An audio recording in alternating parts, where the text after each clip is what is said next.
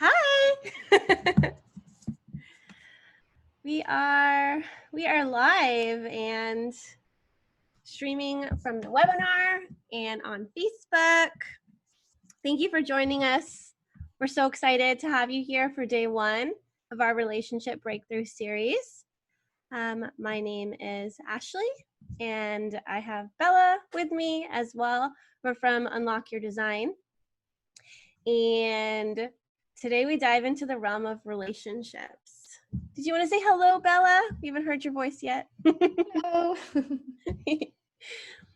So the way that this works, if you guys are on the webinar, if you just type in the chat will keep going down. If you have a specific question, click on Q&A and then put your question in the Q&A section so that we can get to those if it's a question you want us to answer.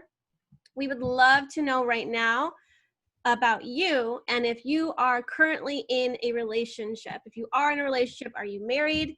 Has it been like a long-term thing? What is your relationship status? We'd love to know, so we can see who all is joining us and where you're at in relationships, because this is a relationship series, but you don't have to be in a relationship to be part of this. The biggest and most important relationship you have is with yourself, right? Did you want to share anything or say anything, Bella, or start us off? Yeah, I mean, we always speak in Gene Key language, and today and this week you're going to hear us speak in something that's broader and that it's connected, but it's not like you need to know anything about human design or Gene Keys. We're really taking it, I wouldn't say that we are taking it down to more basic. I would say we are going beyond the Gene Keys, beyond a language. You don't need to know any terminology in order to be here with us. And that's why it's so exciting, because we are kind of, I feel like we're going beyond it, and that we could apply it on human design and Gene Keys, but that's not what we're gonna do this week. We're really going to go into the essential, I would say, the essence of relationships. Yes. And so you guys have seen, like, in our schedule and what we've been promoting, it's 6 days. So the first day, we are going into the idea of being empowered together. And the way that we're going to approach this is through the lens of archetypes. Now, everything has a soul consciousness. Everything can be attributed to some kind of archetype. And so when we look at these challenges, we're going to look at it through an archetypal lens. So there's going to be 6 different archetypes that we introduce you to this week. And you're not going to just be one archetype. You're going to be multiple ones blended together. And so you're going to want to look and see, okay, which one is me? Where do I see this showing up? And odds are you've probably been all of them at one point or another, or had an experience with another person who is showing that archetype or manifesting that archetype in the relationship. And so I encourage you to stay on through each of the 6 days as we're going to build and kind of get from, I don't know, would it go from more simplistic to more complex? How does it move through the archetypes, would you say? I think you're muted, though. Can you hear? There you are. Now I can hear you. Yeah, my phone was acting. I wanted to make sure that people could comment online. I mean, yeah, I speak a lot, and now I'm kind of going into that language again. I kind of speak a lot about hexagram structures, which is like really starting from the foundation, and everything, like every layer is building on that. You could also say, I mean, it's kind of how the universe is built. There is always a foundation, and then so spiral dynamics would be the same. The first circle is small and kind of individual, and then we go out and we include more. Every circle that we weave, we can weave it with more experience, with more wisdom, with more love. And really, that's what you're going to see through the archetypes. The first archetype today is going to be quite self-centered. It's the same thing with the chakras. You're going to see that this is the way the universe, the geometry of the universe, the geometry of the soul, everything starts from a simple cell was the first thing that probably happened somewhere in the seas, on the bottom of the seas, many million billions of years ago. And then it becomes organisms that are more complex. So you're going to see the same thing. That's why, I mean, today, part of me, because I'm somebody who always looks beyond, I'm like, oh, today we're just going to speak about this. But I'm excited to kind of have this like layering during the week And on Saturday, it's going to be like the whole thing that kind of explodes into the future. It's going to be exciting. Okay, so a little bit of logistics before we dive into the first archetype. I would love all of you to be registered for this if you're not already. And what does that mean to register? So if you go to bit.ly/venuswork, VENUS work, you're going to be able to get yourself registered. And what that allows you to have is the replays. Not only that, but we'll remind you the time that it starts. So it's at 3 p.m. Pacific time and 6 p.m. Eastern time. And so every day you'll get a reminder. And then in the morning, you will get an email that has a PDF. That PDF is your worksheet for each of the archetypes. So we give you that beforehand. So you have about, I think, 12 hours. I send it at like 3 in the morning Pacific time. It's automated, so I'm not up at 3 in the morning sending these to you, but and I want to show you guys what it looks like, because it does have not quite a bit of information. If you guys have done any courses or anything with us, you know that I kind of get too happy with these worksheets, and they end up being like 50 pages long. These are going to be 2 pages. So the first one is 4 pages because it shows you the schedule, and then there's the webinar link. So you'll always have the webinar link. You won't have to go through your email to look for things. You're just going to get it here. And then these are the different things that we're going to be going over each day. And then it explains a little bit about the purpose of this, and you can read that on your own. And then this is the page you're going to want to have to fill out during the webinar. It's going to give you these different boxes to fill in, and then an area for notes.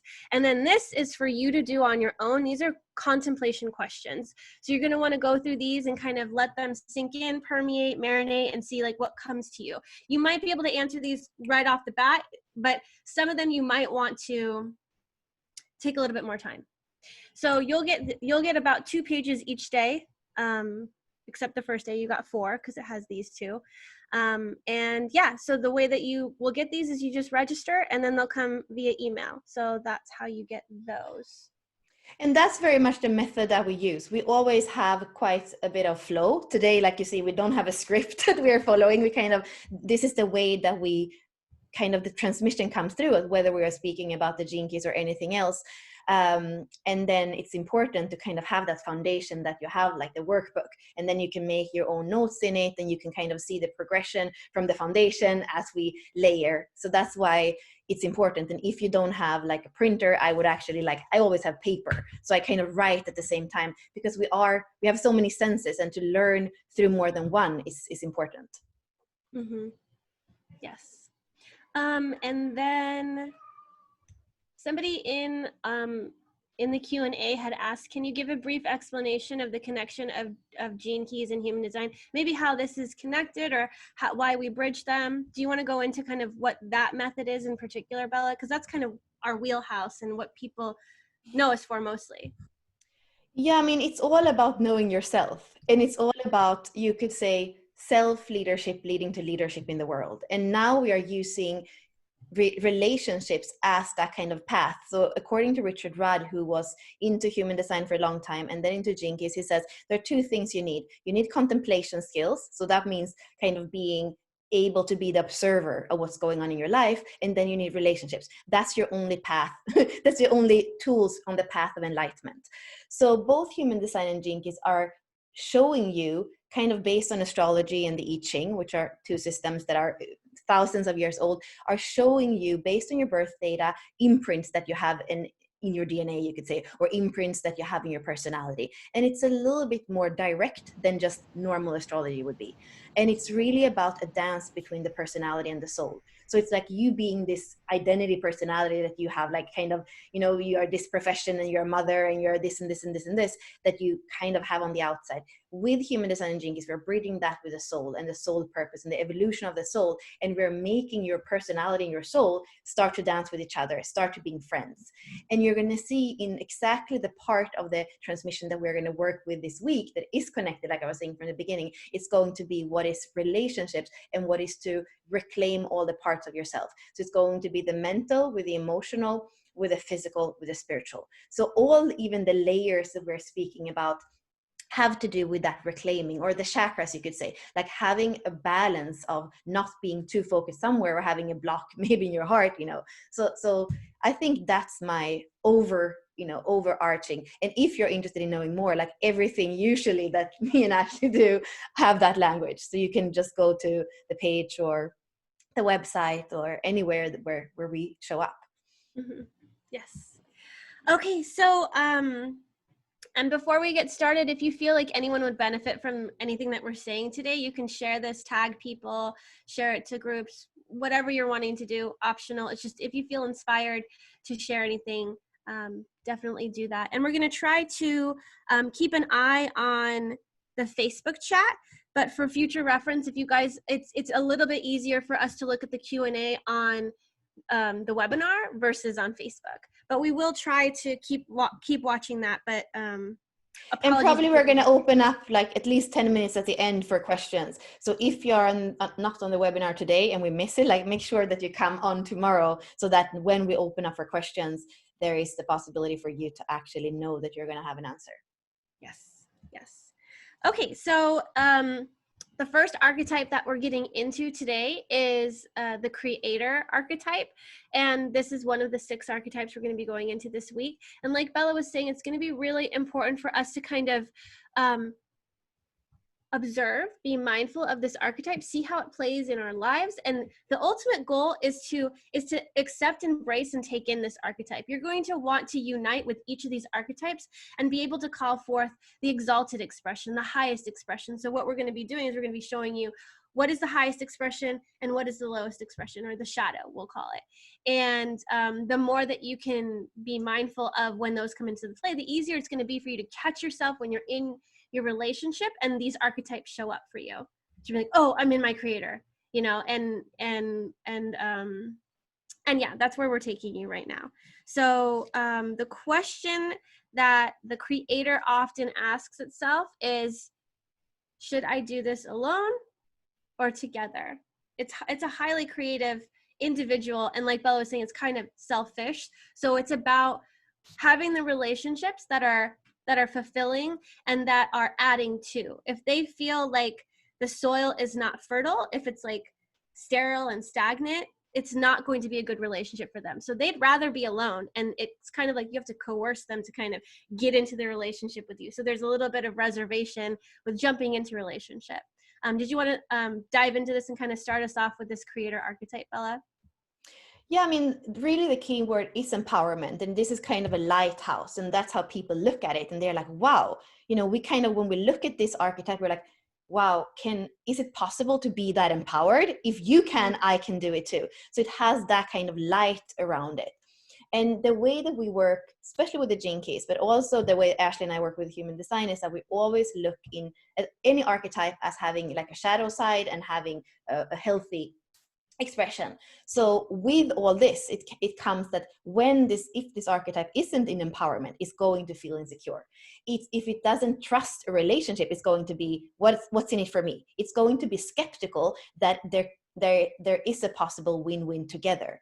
And it is going to be hard for it to serve anything else, like Ashley was saying, than its own foundation, because it wants to make sure that it's safe and secure and the things works kind of on its own first before it feels empowered enough to go into relationship with the other. So somehow it is a very responsible archetype, because it says, first I need to be empowered enough, I need to be secure enough, I need to have foundation enough in order to go into this.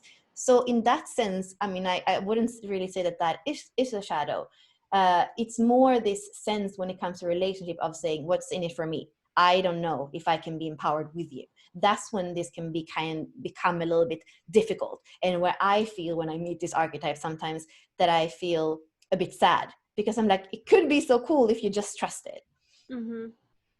Yeah. And I would also add to that these people, when they are really empowered, they can be that like strength and that foundation for the other person in their relationship. But they kind of have to choose to be committed to that. There's kind of a fear there of that insecurity, like, am I good enough or whatnot, to be able to like come into this relationship. But once they have their footing and once that they have given themselves to the relationship, they can be the anchor. And it is going to take a little bit to be able to co-create together. Oftentimes what we see is this person's highly creative, right? They're wanting to create. And so they might dominate the other person. So it's about learning how to be together and to make decisions together instead of being like dominating and saying, I'm creating this. This is the vision for the relationship and this is where we're going. It can be really easy if you have two creator archetypes coming together. So for example, my husband and I, we're both creator archetypes, like predominantly creator archetypes. And oftentimes, and he's the anchor, he's the rock, right? Because there has to be like one person that's really the solid rock, the one that has that self-empowered and that feels like, okay, they got their stuff together, this is where we're getting onto. But if two people aren't wanting to come together to create a shared vision, to come together and merge, because it starts with the creator, and then when you bring in another person, you kind of have to bring in that too, and come together. So you can be creators together, but you have to learn how to be co-creators. Otherwise, this person has a vision and they're going this way, this person has a vision and they're going that way, and the friction can come up, especially if there's no communication, because the creator can have this kind of like manifestor energy where it's like, follow me or get out of the way. It's like, they want to lead, and so they're going to be like, come follow me or just get the hell out of the way. And they're going to need to be able to know, hey, can we come together and lead together as if we're side by side instead of somebody being behind somebody else? Because the creator archetype is really strong.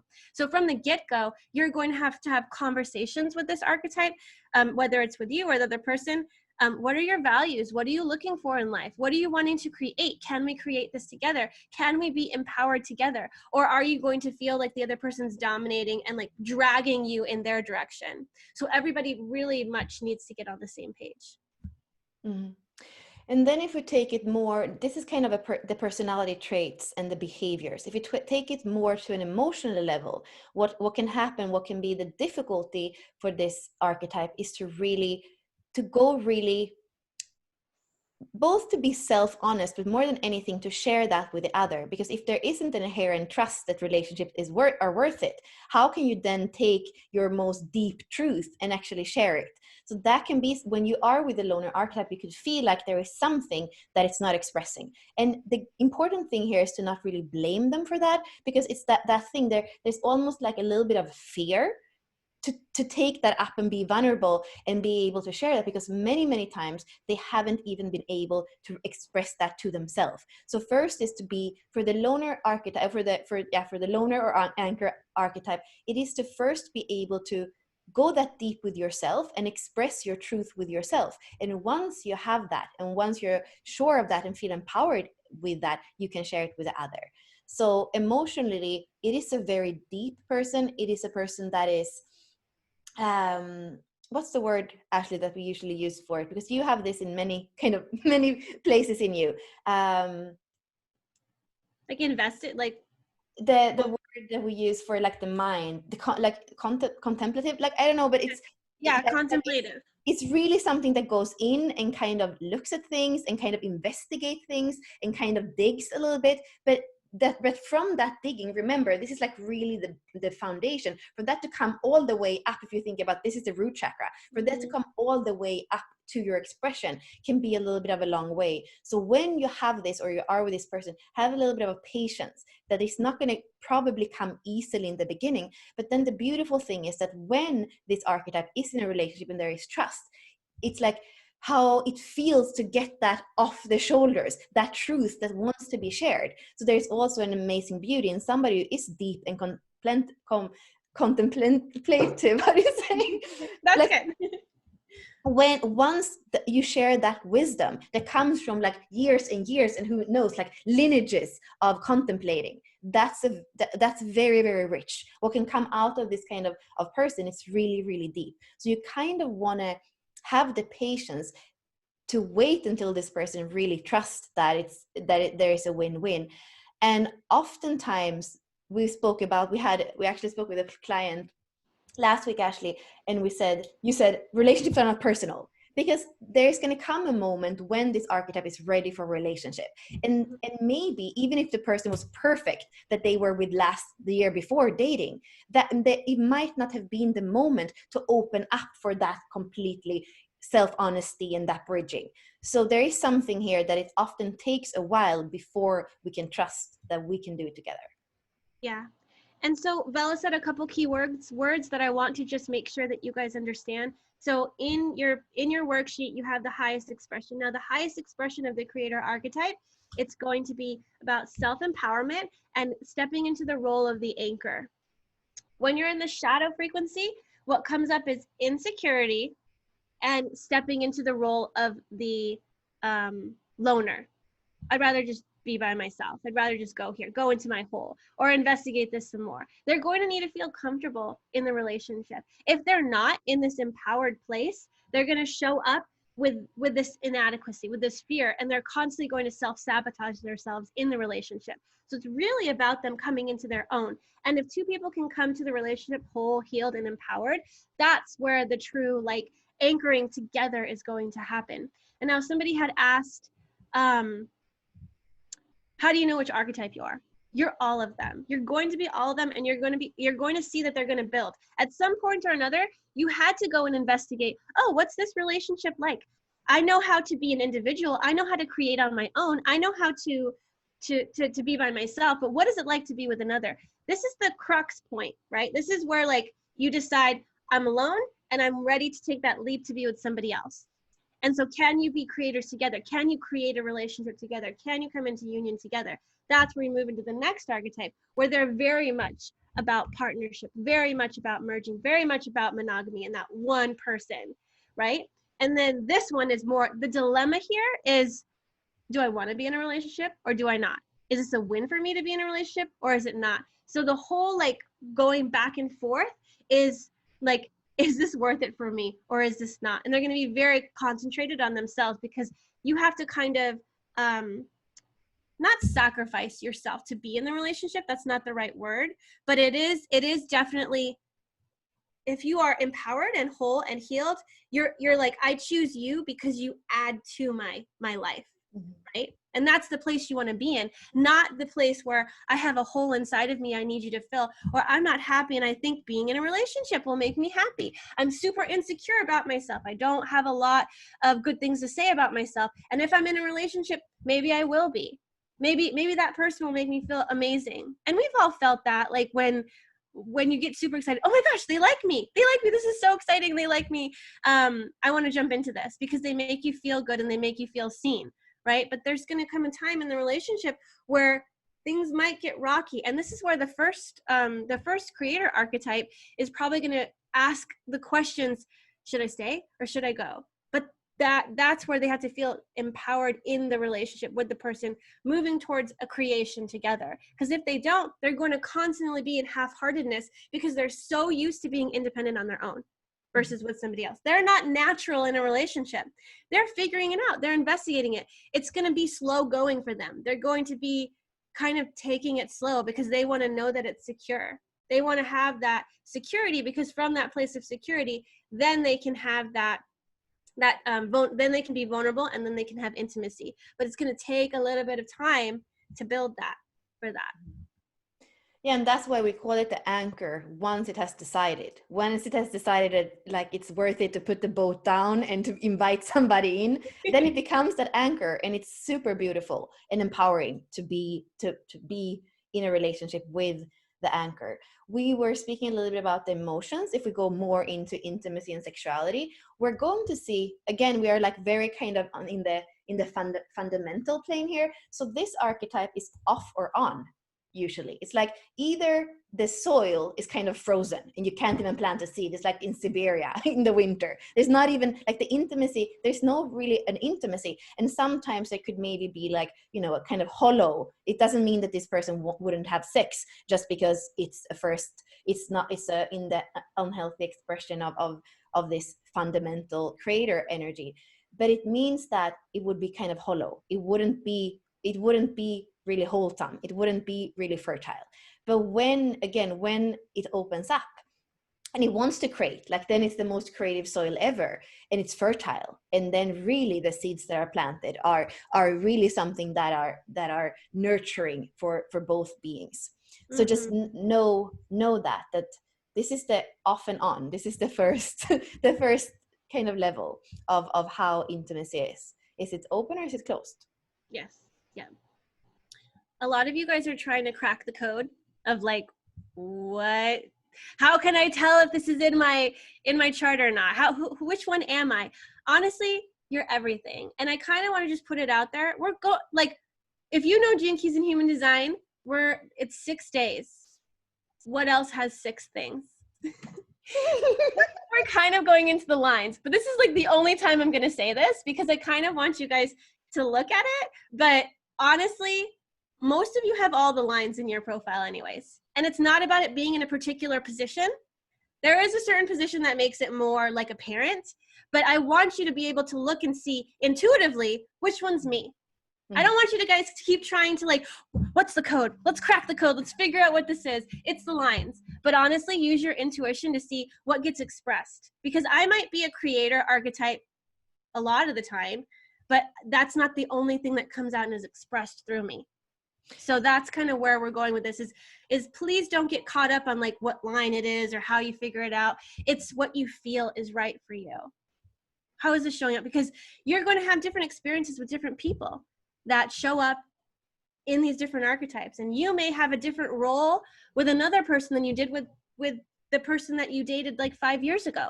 So you just need to see, how are you showing up now? What's the core challenge right now? Yeah, and I would really say if you don't know anything about the systems that Ashley and I usually use, just go back to the chakra system. So now we are speaking about the fundamental. This is the root chakra. This is the first. This is kind of knowing if it's safe or not safe. It's a kind of survival plane, and you really don't need to know anything about lines or human design or Gene Keys in order to be able to feel, where am I grounded in my being? Where do I come from when I walk in the world? Because that's going to be the come from in relationship too, and that's what we're speaking about in the healthy and the unhealthy expression. Every day you're going to see like your come from. Is it from a healthy place or an unhealthy place? So for each one of the chakras or each one of the archetypes, each one of the lines, we're going to see, okay, because this is the thing we speak about in human design too. Do you enter a relationship correctly or not? And many of you that have been in a relationship many years and have said in and out, maybe it was because in the beginning, the way that you entered wasn't in a healthy archetype. It was in a codependent archetype, or it was in a not empowered archetype, or not really sure wanting to be there. So that's what we are going to shine light on, because it is a choice. Relationships are not going to be easy. That's why Richard is saying you just need to have relationship and this ability to observe things as the neutral witness. That's the only thing you need for enlightenment and evolution. Yeah, it's not it's not the easy path. Mm-hmm. Somebody had said that they feel the loner and the creator, but there's an aspect, the time aspect is an issue. So how long do I wait for that person because they're ready to walk away?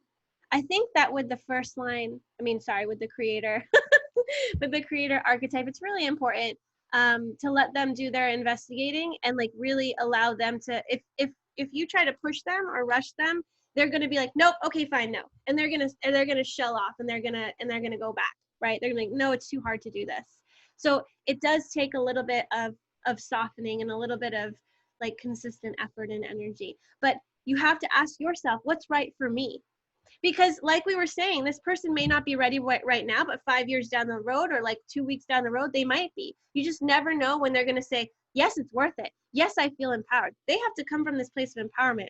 Somebody else was mentioning the core problem they have in their relationship is ego. I can see how the creator can get so much in ego, right? And then they're just all about themselves. They're self-obsessed. They're all about themselves, and it doesn't matter about you. And that's going to take, again, some conscious communication. Like, oh, I don't feel like you're hearing me. I don't feel like I have a say in this. I feel like we're constantly doing what you want to do, and I don't feel like I'm able to contribute and create in this relationship. Because the main thing with being of the creator archetype is they're going to want to create. They're going to want to build something. They're going to want to move towards something. They're going to want to go deep and investigate something with you. And so it's going to be, it's going to be tough, especially if somebody's in the shadow expression and they're already like 1 foot out the door because they'd rather be a loner, but they kind of like feel this magnetic pull towards you. Like there's something that pulled them to you to come into and step into this relationship. So like Bella was saying, it's super, super important for you to know how you entered into the relationship. So if you are in a relationship right now and you feel like, oh, I'm a creator archetype or they're a creator archetype, I want you to go back and look at, how did you enter this relationship? Because those were the seeds that were planted and you are unaware and unconscious back then, maybe. And so you're going to want to look and see what's coming up now. Is it related to how we enter? Because how you enter a relationship is pivotal. Where you were at. I was 17 when I entered into this relationship, and we've had to look back and see, how did we enter this? Where were we at? Super immature, super like about ourselves and like feeling the chemistry, right? But it's not about chemistry in the long run. That's what brings you together. The attraction brings you together. But the long haul and like, is this fertile or is this sterile? Are we adding to this or are we trying to go in different directions? Is there anything that you would add about like the ego part? Or I think you're with a creator archetype too, right, Bella? I mean, yeah, I would say, it's something you can't often say to a creator archetype because they were going to take it the wrong way. But basically it is to serve the relating because they are so used to serve themselves. So you want them to serve this field of relating. And you kind of like when you say, oh, serve the relationship, it really feels like super heavy on them right away. So it's almost like you don't even want to say you're in a relationship. You want to just say like, there's a field around us. And if you add to this field, it's going to be beautiful because we are going to be able to co-create. So the way that you want to speak to this archetype is about co-creation. It's like when we put in energy, both of us, when we put in frequency, high frequency, that's when this field, Ashley was speaking about dominance before, but when this archetype feels synergy, it's not going to try to dominate anymore because it's going to be like, shit, all these years I didn't know that 1 + 1 is more than 2. That's like the kind of revelation that happens to the creator archetype. They're like, wow. And then for the rest of their life, they can explore relationship with a more open-minded sense. And often they do stay for a very long time in one relationship once they have seen that serves them, that serves both. But it's really a little bit of that, like, can you serve anything else than yourself? And when you do that and you see the rings of the water, the positive rings, that's going to be very fulfilling. And like Ashley was saying too, it's going to create this fertile soil. And when the creator is like, there is no end of ideas, there's always more ideas because you're here to be this lighthouse that always plants new and they're harvesting all the time. Mm-hmm. Yeah. The way that you can look at the creator archetype as well in terms of maybe them serving themselves and like coming into this act of like, how can I give to or add to the relationship? I think oftentimes when the creator archetype is in a shadow frequency, they'd rather be alone because they feel like, I have this amount of energy that I put towards my creations.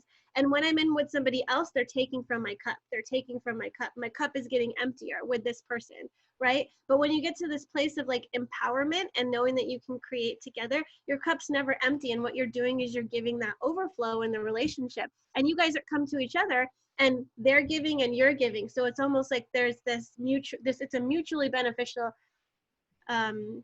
relationship versus somebody like sucking on like a leech. This is what you're going to have to look at in your relationship too. Like somebody probably came in feeling like there's always like power dynamics in a relationship too. Like some person came in feeling weaker than the other person came in feeling like, I know who I am, I'm pretty empowered. And so what this person is going to do is like, love me, accept me, I want you. And so you're going to feel like the clingingness, and then that's going to make the creator want to pull away because they're not going to want somebody to feel like they need them and they want to suck from them, right? The creator wants you to be empowered and they're wanting to be empowered as well.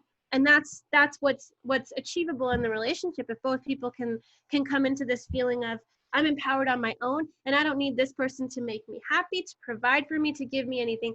The codependent aspects can come in to the relationship, and that's what maybe will keep people in the shadow aspect and make them want to pull apart. So again, really feel into intuitively, how has this shown up for you? Who do you know that's a creator archetype? How can you see this happening in your life? I'd love to hear you guys, how is this resonating with you? Where do you feel confused? do you see yourself as a creator archetype? And I can reply to Lali's, or make a comment to Lali's question. I approached someone, mutual pull towards each other. They are playing the loner role. I met this person as a teacher. I liked their style of teaching. So here you can see what Ashley was saying. Maybe one person feel like they're more empowered, because being in a teacher role is kind of like you're already kind of up there teaching, So there could be this, like, also when the loner sometimes feel, or the creator, what's in it for me? You're just a student. There's like, I'd rather play up here. So it can be a little bit of that. And maybe it is right, because maybe you are not playing in the, like, you are not supposed to play together. So sometimes that too, to allow the creator to say it's not for me, because it would be worse to kind of push them in and get them in a costume that they don't want to wear. But sometimes, yeah, to kind of open up their curiosity and say, do you want to put a little bit of energy in this field and see what the synergy is also an invitation for that. And then Julia, like, really we want you to feel into, because we all have, like, I have very little of this archetype in me and I know it from my own experience, and I also know it because I do use those systems where you can see these things. So first and foremost, I would say, do you recognize this in you? And as we move forward during the week, where do you feel yourself? And then maybe before going in and kind of getting your free profile and doing these things, I would just be, how well do you know yourself? And it's like something's going to ignite in you, like aha moments during those 6 days is what I feel. And you're going to be, oh my God, today maybe you're like, and then I only know this because of like me being with other people like this. And I still kind of don't really understand. It feels like I've been living in France in many years, and I know them perfectly. I know exactly how like French culture and French people and French psyche work. And I'm never going to feel French, but I do really understand them well, because I started to live there when I was 18, and I had to learn on my skin what it is to be French. So this is a little bit the same thing. You can learn to have compassion. You can have to learn to have understanding. You can know how to kind of stroke the right way instead of the wrong way. This is actually for me about respect. When you know how somebody works, you can have the respect. It's not about it's not about manipulating them. It's just knowing how somebody works and have the courtesy to respect their boundaries, to respect who they are. Mm-hmm. Dusa asked, can the creator be the clingy one as well? Yes, the creator can be the clingy one as well, especially if they come into the relationship in a place of low self-esteem and not empowered at all. What often happens too is, on their journey for self-empowerment, they cling to somebody to say, empower me, help me be empowered. And then it creates this codependent relationship because they didn't figure it out on their own. They need to have the light bulb moment on their own. If they were to come into a partnership, and we'll weave the archetypes as we're going, I'm not going to throw out any new terms, but if they go with an archetype that is very like loving and nurturing, and I want to help you, I want to serve you, that relationship could be so detrimental for the creator's growth. It would never step into creator potential. The potential of the creator is to be a creator of their own life. But if they keep putting off that responsibility and not coming into their own empowerment and taking responsibility for their own life, they're going to defer their power to someone else. And so, yeah, you can totally have a creator who's clingy because they need something from you to make them feel like a creator. And that could be man, woman, it doesn't matter who you are. What we might see though is that a man might want to feel like a man and feel like he's providing, and so he constantly needs the approval of the woman to be like giving him the self-esteem, like, you can do it, it's amazing, you're doing great, they're going to need that approval, whatever that love language is that they want to be spoken to, because maybe their self-esteem is so low, maybe they're super insecure about themselves. And you're going to often find that depending on like how this insecurity is expressed, it can either be weak, frail, and like, I'm just so insecure, like, you tell me who to be and I don't want to be the creator of my life. Or it can be like somebody who's very much an ego that like over projects themselves as like overly confident, but they're very, very like insecure inside. So they're going to show off as this like very, I don't know, like if it was a man, like super macho, like super prideful, like look at me, like, but they need the attention to feel empowered. It's about seeking that attention to get that. Mhm. So that's how I feel about that. Yeah, and I feel one thing, this is both tying to what we said about respect before and to what Ashley said right now. If you are with a creator type or you are a creator type, you are going to need time alone, because if you are all the time clinging on the other, you are not living out your truth. There are going to be times when you want to focus on something that makes you feel creativity, that makes you feel spark, that interests you. If you don't have any interests on your own, if you don't have any projects, any creations on your own, you are not living out this archetype. So that's both something to like tell yourself and find for yourself. And if you have a partner, to be like, no, we are empowered together, but still this spark that is in you, in your essence, that has to be able to spark with you in the universe. It doesn't have anything to do with me. So to allow that too, to allow them time, alone time, that is a really respectful thing for somebody that has the creator type. Mm-hmm. Oscar was saying that when he reflects on how he entered the relationship, he feels that they entered it correctly. But from time to time, that codependence tries to sneak in. So we were trying, it's super slow because everything is so uncertain right now. I want to say something about the codependency, because what I feel on the opposite end of the spectrum is that there's extreme sensitivity here as well. And so what happens when you spend a lot of time with somebody, you get really sensitive to their needs. And sometimes we fall into these patterns of letting people stay in the victim or using somebody so that we don't have to do it for ourselves. And that's why it's so important to have time apart. Especially as a creator archetype, you need to have time apart. You need to like reset, and then feel empowered again. So whenever you feel the codependency sneak in, it's like the answer for that, when that challenge approaches, it's like, take some time apart, because you've gotten so sensitive to each other's needs that you guys are creating that codependent biofeedback loop, because it's just perpetuating the victim basically. So we're needing to separate and allow yourself to get empowered on your own, and then you'll reset and you'll come back, and it'll be from this empowered place, and nobody is needing the other person. It's like, again, like the creator, it's about adding to the life, adding to your life, not filling a hole. So keep evaluating and seeing like, what hole is this person filling? Because a lot of people are like, oh, you complete me. No, it's not half and half and now we're a whole. That is the biggest myth ever. Thank you very much, Jerry Maguire, for making it like mainstream. It's not true. It's not, and we're going to talk about this the more as we move on, is about the inner union, your masculine, your feminine, them coming into divine union. And from that empowered place, where you are the king and you're the queen, you have this union. And so when you step up into the relationship, you get to express yourself from this place of wholeness. It's not because I'm female, I'm going to show up as the princess, the queen. You're not even showing up as the queen, honestly. When you come in as like half, you're not the queen. And when the man comes in as half, he's not the king. And gender means nothing about stepping up into the queen and king archetype. But what we're trying to help you build is understanding these archetypes so you can start coming into the exalted expression of them.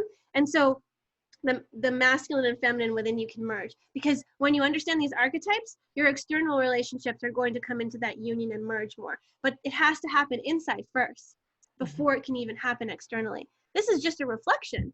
So if you're looking at anything in your relationship that's like triggering you or saying, oh, this can't work, or here's my challenges, it is related to what's going on inside. It may not be a direct mirror, but it's definitely telling you something about you inside. That's why relationships are where it's at. That's where you're going to get the loudest like mirror. The biofeedback loop is just going to come back to you, and you're like, oh, all right, this is what I need to work on. Okay. And yeah, it can be worth it. Relationships are worth it, and there's a purpose in every relationship. And I wanted to add another keyword or keynote. So we did speak about emotions, mind, sexuality. I would like to speak a little bit about the body. So here, if you have this root chakra, the body is important. The grounding, the 2 feet on the ground is really important for this person. So if the creator is out of balance, to ground, to both feet on the ground, to feel rhythm. Rhythm can be nature, can be Mother Earth, but it can also be drums, like something that makes you feel you in your physicality. You are going to start to feel the sparks, like, because the root center is kind of like it goes into that, the first spark of creation, where we came from. So that's important as kind of coming back in really to alignment with this archetype, rhythm, earthing, like probably like sleeping on like these earthing sheets and things like that. Even like having stone, maybe having something in your pockets. It's important to be in your physicality, because when you're not in your physicality, that empowerment might not be there. I mean, I'm not a fan of Tony Robbins, but there's something with him when he walks in, like he's so much in his body, so people like, you know, they are drawn to that energy. As human beings, the first thing is to be in the body, otherwise you can't even be in this plane. So all these things are important for the alignment and the healthy expression of the creator. Mm-hmm. So to just recap on the creator, the key words that we have for the highest expression of the creator are self-empowerment and stepping into the role of the anchor. And the shadow expressions are all about insecurity and stepping into the role of the loner. And the question here, and it's really interesting and also cool and serendipitous that today we have the full moon, right, in Aquarius, I believe. And then on the 8th, when we're closing this out, we have the Lion's Gate portal. So what's going to be very important for you is to decide, what is it that I need to release? What am I going to set behind? And this can be relationships or perspectives. You don't have to like be like all or nothing, like, okay, I'm leaving this person, I'm done. It's not even about that. Every single relationship can be a soulmate relationship if both parties do the work, if both parties are committed. Commitment is the biggest thing here. If you have one person that's committed and one person that's half-hearted, it's not going to work. Both have to be committed. So if evaluating that first and foremost, are you the committed one and are they the half-hearted one? Because if they're the half-hearted one, then why are you going to keep committing to this? It's like you both have to come to an agreement that we're coming into this together as a committed couple and we're going to work through this together. If they're the committed one and you're the half-hearted one, the ball's in your court too. Like if they're choosing to stay while you're still half-hearted, you're not doing any good for yourself or for them. So you have to ask yourself, just commit. And if you do commit, you're committing to this paradigm shift, this perspective shift. And so as we're going through these archetypes, you have to ask yourself, ooh, where does this archetype show up in my life? And where can I leave that perspective behind? Right? Because when we go to Lionsgate, this is like a brand new opportunity for you to create the life that you're wanting. We're in Leo energy. This is very independent energy too. It's like empowerment to the extreme. So this is a great opportunity for you to feel that self-empowerment and to come to be the creator of your own life. And this is why we start with the creator archetype, because first you need to know how to be empowered in yourself before we start adding in other dynamics to it as we move up to the other archetypes. So the foundation here is, can you be empowered, and can you be empowered together in the relationship? Yeah, and really like self-expression is Leo, and it's really, I mean, this goes together with what Julia was asking, like, can we not commit to ourselves? And that's what Ashley said, in the beginning. You want to be able to feel into who you are without astrology, without gene keys, without any kind of like personality test. You want to be able to feel in who you truly are, and then to align with that truth so that you can express it in the world. Before you even know that, like, I wouldn't kind of suggest going to a relationship, because Ashley, what you're saying, it's like the biofeedback loop of like what you're going to see are all the places where you are fragmented, all the places where you are swaying. Even if you kind of know you're going to be like this, and that's kind of what you're going to have mirrored back to you. So absolutely, it's first and foremost, like we said in the beginning, self-leadership leads to leadership. Like doing it in your own energy, in your own alignment, means being able to do it together. It means that 1 + 1 can be more than 2. But if you're on -1 in your own alignment, then it can be really chaotic to actually do it together. It's not wrong, but it's going to be a more steep learning curve for sure. That's what I say with people in poly relationship too. Like if you're gonna have many partners, it's gonna be more steep than with just one. Yeah. And if you don't, like, if you don't have any partnerships right now, no relationships, but you're wanting to do this work, you are going to need to look at all your relationships, past, present, and potential future. Like, what do you vision? What are you dreaming of? What's possible for you?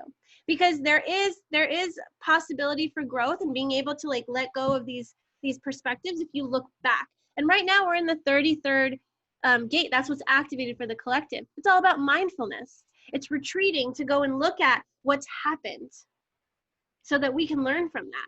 And this is all about mindfulness. You're going to get into that contemplation. And as we approach Lionsgate, we're going to come into leadership. But again, like Bella said, it's all about guiding and leading yourself before you're going to lead and guide anyone else. Yeah. And revealing your own truth. I mean, that's what we are all about. That's what playing those archetypes is about too. It's like revealing who you are to yourself and to the world. And that's when it feels really good to be here and to be human and to walk in this body. And it can feel like really not good when you're not there. Yes. Well, if you have any questions, we can answer them. We have a couple minutes that we can answer any lingering questions, but we will be wrapping up very shortly. But I do want to make sure that if you want to share or have clarification, we're here for that. Okay. So again, as we're wrapping this up, make sure that if you are not registered for this, you register so you can get those PDFs that we shared in the beginning of the live, so that you have these contemplation questions and so that you can fill in about these archetypes and have your notes and whatnot. And I want you to ask yourself, where does the creator show up for me? Where have I been the creator? You have been all of them, but you're going to really resonate with one over the other. Like if we were to have what is it called? A quiz that allowed you to connect into your archetype. And maybe we'll make one later or not. We don't have one now. So you're not going to be able to answer questions and be like, you are 55% this and 20, like we don't have that. But I want you to do the work and then the investigation. This is the energy of the creator. Get into the depths of these archetypes and be like, okay, what does it feel like to be the creator? If you don't feel like you can connect to the creator, try to embody it. How would this creator walk? How would this creator talk? How would it live in my life? How would it interact in my relationship? If you don't feel like you've ever come into that place of being that creator, that self-empowered, confident creator, try it out. Walk with it for a day and see what happens. Mm-hmm. So. And there's one more question about the lion gates. Why does the 8 become the lion gate? I don't actually know, but for me, 8, I just see infinity. Like it's infinity on infinity. So, or divided with infinity. There is something with it, like really that is open up to something that we can't even really, the mind cannot even know. We can just feel it. So for me, there is an enormous possibility with the full moon now and these days up until the 8th, where there is like a new portal, a new opening, and that's where we are going to be in 6 days. We're going to be opening that portal into what are the relationships for the future. How can we who are here today start to role model that type of relating that is there, where there is synergy and synergy, and where also we are creating a new world, a new humanity together. Mm-hmm. Yes. All right. Well, thank you again for joining us for our first day of this series. I have to admit I was a little bit nervous because we had like almost 400 people register, and I was like, oh my gosh, can you imagine there was 400 people? I'm so glad we did it on Zoom so that I don't feel so overwhelmed. It feels like a very intimate, nice container. So just being transparent and vulnerable with you guys. So thank you so much for joining us on day 1. I will be sending an email with the replay. And then if you didn't get the worksheet, you'll get them tomorrow morning. So if you just registered right now, you're not going to get the worksheet for today until tomorrow morning. And you'll get day 1 worksheet, day 2 worksheet. And so each day you'll have links for each day's worksheet. So if you miss one, but you open day 4, you'll have all the worksheets and all the replays. So don't worry if you register late, you're going to have everything. At some point or another, you will have everything. So again, the way to register is bit.ly/VenusWork. I put it in. I'll post it again here. Okay. Mm-hmm. Perfect. So again, thank you so much for joining us, and we'll see you at the same time tomorrow. Join the webinar because it's easier for us to answer questions here than it is on Facebook Live. So thank you so much for joining us. We appreciate you, and have a wonderful rest of your day.